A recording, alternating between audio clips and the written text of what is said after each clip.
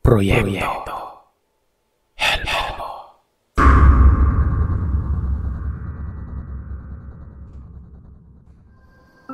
Sabi ko na nga ba kaya pala pamilyar yung amoy ng naaamoy ko sa bahay ko nung nakaraan. May naligaw palang lahi ni Pasing. Salamat Maria. Ngayon din mismo, pupuntahan ko si Pasing. Yun na nga Sir Seth. Pinuntahan namin yung bahay ng nagngangalang Pasing nun. Bali ako, yung tito ko, si Lola at si Lolo ang pumunta pero bago pa man kami pumunta ay may kinuha si Lolo sa kanyang kwarto. Isa itong tansong itak at isang tansong punyal at may buntot din ng pagi. Yung tansong punyal ay ibinigay niya sa tito ko at yung tansong itak sa lolo ko at ang buntot ng pagi sa lola ko. Bago kami umalis ay may inabot yung lola ko sa akin na bag. Dalhin ko daw. Kaya naglakad na kami. Namangha ako sa lugar na pinuntahan namin. Yun ang unang beses na napunta ako doon. Partida. Nasa barangay pa namin yon. Hindi kasi ako pinapayagan ng lolo at lola ko na pumunta doon. Hindi ko akalain na may ganung lugar pala sa baryo namin. Paano ba naman kasi? Mapuno ito at sa unahan ay sobrang kapalatlapad na kakugunan ang bubungad sa iyo at may tatawirin ka pang sapa nun. Habang naglalakad kami sa gitna ng kakugunan, nagwika ang lolo ko ng tanghaling tapat pero sinusundan mo na kagad kami. Isa ka ba sa kamag-anak ni Pasing? Pwes, kung isa ka sa kalahi ng Pasing, umuwi ka na doon at pakisabi sa kanyang anak na babawiin ko ang anak ko. Bigla naman akong napalingon. Nagtataka ako kasi wala naman akong nakikitang tao bukod sa aming apat. Maya-maya lang ay biglang may inihip na usal ang lola ko sa hangin nun. Dumampot din ng bato si lolo. Inusalan niya to sa may bato sa aming likuran. Doon ko narinig na may lumagabog na para bang may tinamaan. At biglang may napahiyaw na hindi ko alam kung baboy o tao. Yung hiyaw niya kasi ay pinaghalong boses ng baboy at tao nun. Bigla itong kumaripas sa pagtakbo palayo. Kaya gulat na gulat ako dahil wala talaga akong makitang kung sino kanina. Sa hindi kalayuan ay may nakita kaming apat na pamamahay. Alam kong may tao ito. May usok. Napatanong ako sa lolo ko kung yun na ba yung bahay ng sadya namin. Oo ito. Pero bago kami tumuloy ay huminto kami at nag-usal si lola at lolo. At inihip sa katawan namin ng tito ko. Nagtaka naman ako kung para saan yun. Ay naman sa tito ko ay bakod umano yun sa katawan. Laban sa mga masasamang loob na may balak magpalipad hangin. Sa mga listeners dyan, alam niyo na siguro kung anong ibig sabihin ng palipad hangin, di ba? Pagkatapos nun ay tumuloy na kami. At hindi pa nga kami nakarating sa mismong bakuran ng pamamahay ay may nakaabang na sa amin sa may labas. Doon ko nakita yung lalaki na manliligaw ng tita ko na masamang nakatitig sa amin. Kasama nito ang iilang mga lalaki at babae na tansya ko ay yung isang babaeng matanda. Yun yung tinatawag na Pasing. Naligaw ata kayo sa lugar namin. Ani ng matandang Pasing nun. Naligaw? Hindi kami naligaw, Pasing. Alam niyo kung ano ang pakay ko dito sa lugar niyo. Kukunin namin ang alam niyong sa amin. Yang anak mo, di ba? Nampalaki ng maayos yan. Hindi mo ba naturuan ng tama at mali? Sabagay, ano pa bang aasahan ko sa angkan niyo? Sabi ni lolo. Sumagot ang binatang lalaki na hindi daw niya ibibigay yung tita ko gawa ng nagmamahalan daw sila at sa kanya lamang umano ang tita ko noon. Sinagot naman siya ng lola ko ng, "Nagmamahalan? Kailan pa? At kailan mo pa nasabing sa iyo ang anak ko? Halika nga rito at nang mapalo kita nitong pamalo ko. Total, hindi ka naman nadidisiplina dito eh. Ako na lang ang didisiplina sa iyo." Nang makita nila yung sinasabing pamalo ni Lola, nabuntot ng pagi nun. Parang natigilan ng lahat at makikita mo sa pagmumukha nila ang takot. Hindi ko inasahan ang magiging reaksyon ng ibang nandun, Sir Seth. Biglang nagsisipulahan ng mga mata nila. Nag-aangilan na animoy, galit na galit. Lumalabas ang mga malalaking ugat sa kanilang leeg at mukha na para bang mga uod na gumagalaw-galaw pa. Biglang hinugot ni Lolo at Tito ang kanilang dalang itak at punyal. Sabi ni Lolo, "O sige na, sumugod na kung sino ang gustong unang matapyasan ng ulo. Wala kaming ibang pakay dito kundi kunin ang anak ko, pero kung kinakailangang idadaan natin sa ganitong usapan, pagbibigyan ko kayo. Pasing, kilala mo ako. Alam mo ang kakayahan ko. Alam mong kaya kong ubusin ang lahi mo, kaya mamili ka lang.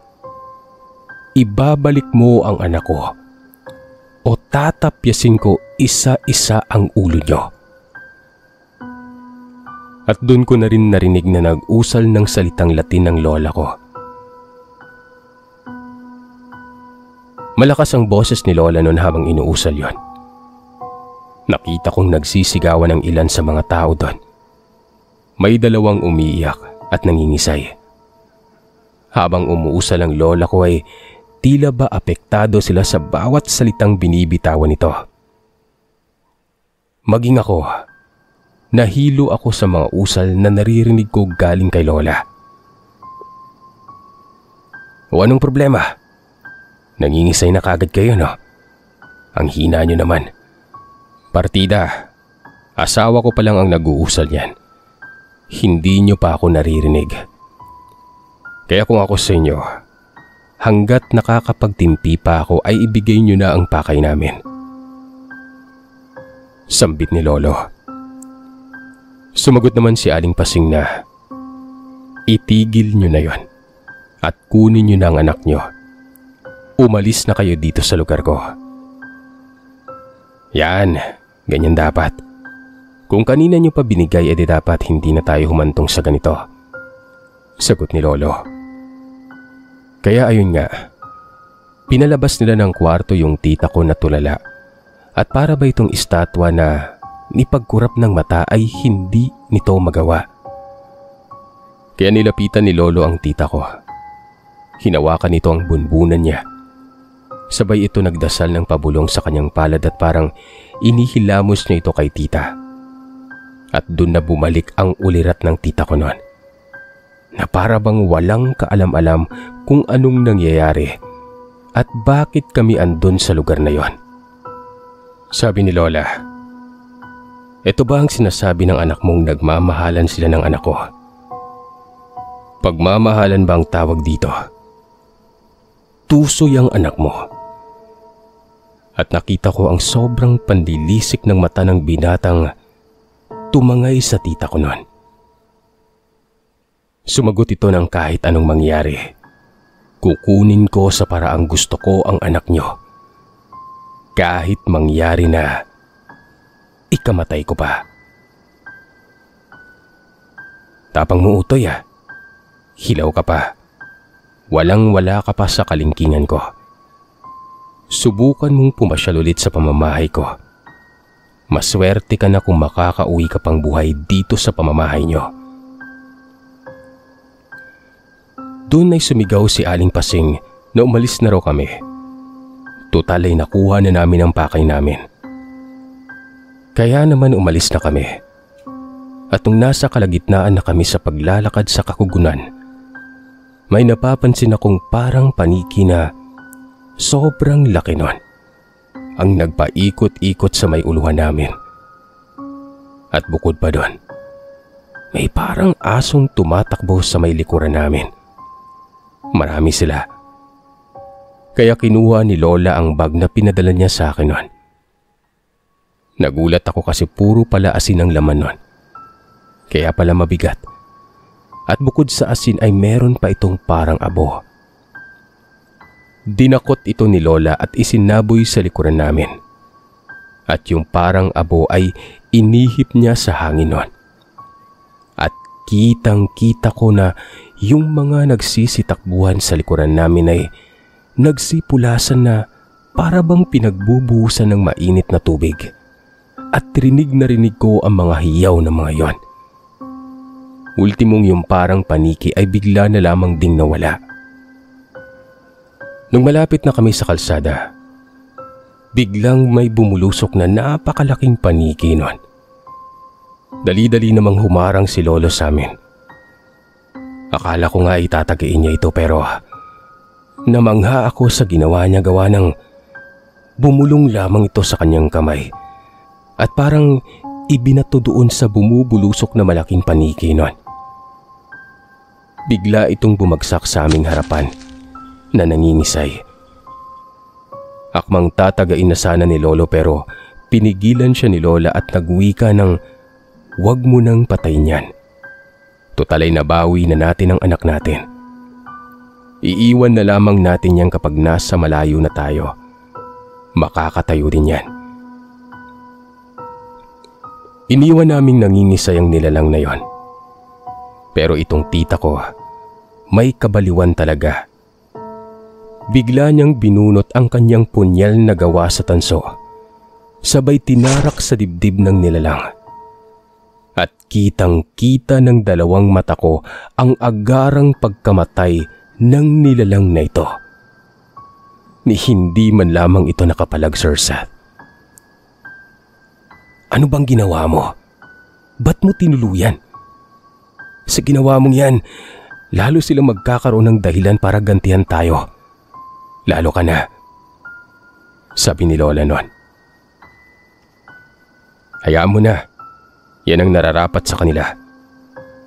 Umalis tayo ng mapayapa pero sinundan nila tayo. At kung gaganti man sila, sinisigurado kong wala silang magagawa sa atin. Tandaan mo yan. Kilala mo ko at alam mo ang kakayahan ko. Kaya kong protekta ng pamilya ko laban sa kanila." At ayun na nga, Sir Seth. Nakarating kami sa bahay bandang 9:00 na hindi ako makapaniwala sa mga nasaksihan ko. Kaya pala ayaw kong papuntahin ng lolo at lola ko sa lugar na yon para manghuli ng ibon o ligaw na manok gawa ng lugar pala yun ng mga ganong nilalang.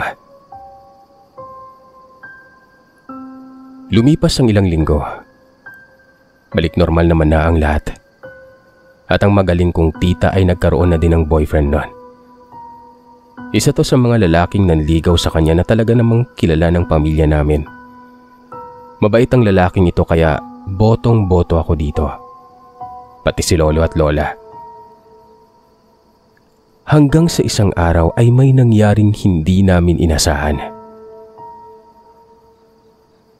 Bilog ang buwan nun, kaya tumambay kami sa labas ng bahay kasama sina lola, lolo, tito, tita at nobyo nito.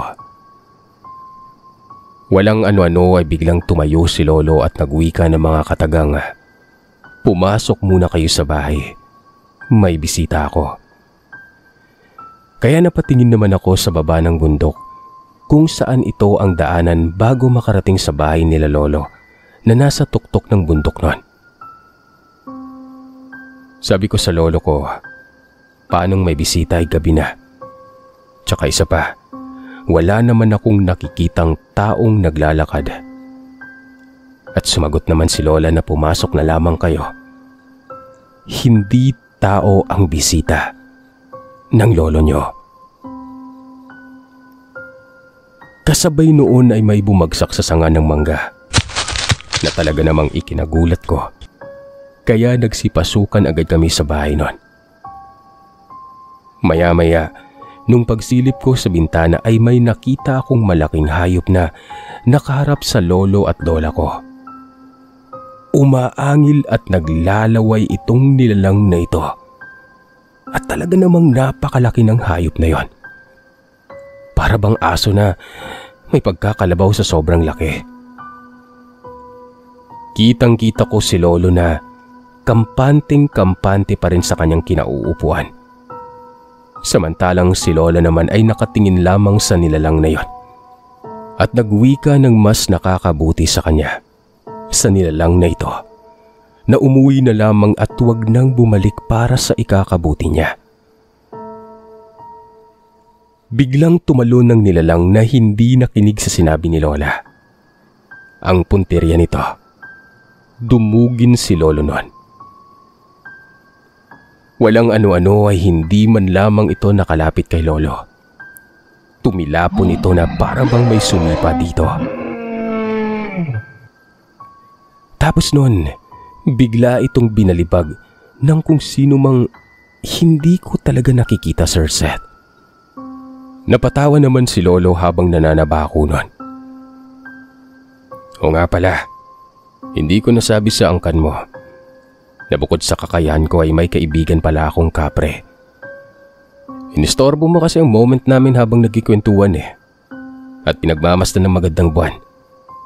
Ayan tuloy, nagalit ang kaibigan ko. Bumangon ng nilalang. Sumugod ulit sa lolo ko, sabay kalmot sa katawan ng lolo ko nun at sakmal sa hita at braso niya. Napasigaw kami ng tito ko at napalabas ng bahay. Pero yung lolo ko ay nakatayo pa rin na para bang hinahayaan niya lang na gawin sa kanya ng nilalang ang gusto niyang gawin nun. Napapahalakak pa si lolo na parang kinikiliti lang. Yun na yun? Yun na ba ang buong lakas mo? Ang hina. Hindi mo man lang ako nagalusan kahit konti. Tingnan mo oh. Hilaw ka pa bata. Gaya naman ng sinabi ko sa'yo noon. Walang-wala ka pa sa kalingkingan ko. May binunot si lolo sa kanyang gilid at sinaksak sa tiyan ng nilalang na yon. Rinig na rinig namin ang atungal ng nilalang, sabay na patakbo ito at nawala na lamang bigla. Sinigawan pa ito ni lolo ng, "Hindi ka na makakauwi pa sa inyo. Hindi ka na aabot." Manghang-mangha ako sa lolo ko noong mga panahon na yun, Sir Seth. Napasabi ako sa sarili ko na totoo pala talaga ang mga naririnig ko patungkol sa kanya. Kinaumagahan nun, umugong ang balita na may isang binata ang natagpuang patay sa may sapa. May saksak ito sa tiyan at may mga malalaking pasa sa katawan. Bali ang braso niya. Pinuntahan namin ng tito ko ang nasabing bangkay. At nanlaki ang mata ko dahil yun ang binatang kumuha sa tita ko. Napangiti naman ang tito ko at nagwika ng, "Buti nga sa'yo. Tikas ng ulo mo Masyado kang matapang. Hindi mo kinikilalang binabangga mo." Doon ay may napansin akong dalaga. Tansya ko ay kaedaran lamang ito ng tito ko na napakasama kong makatitig sa amin nun. At nung ituturo ko na kay tito ay bigla na lamang itong nawala kaya hinayaan ko na lamang at umuwi na rin kami. Hindi na naulit ang panggugulo ng mga nilalang na yon sa mismong tahanan namin. At magmula noon ay ginawan na kami ng habak ng lolo ko laban sa mga masasamang elemento at aswang. Si tita naman ay ikinasal sa kanyang nobyo pagkalipas ng 3 buwan. Ang masasabi ko lang, Sir Seth, totoo sila. Totoo ang mga tinatawag na nilalang ng dilim. Andyan lamang sila sa paligid. O baka nga isa sa kanila ang nakakasalamuhan natin sa araw-araw nating pamumuhay. Hanggang dito na lamang muna. Sa susunod ay ipapadala ko naman ang tungkol sa nangyari sa tito ko at sa dalagang nakilala niya sa diskuhan. Maraming salamat po sa pagbibigay ng oras para basahin ang karanasan ko. Mag-iingat po kayo palagi. Maraming salamat.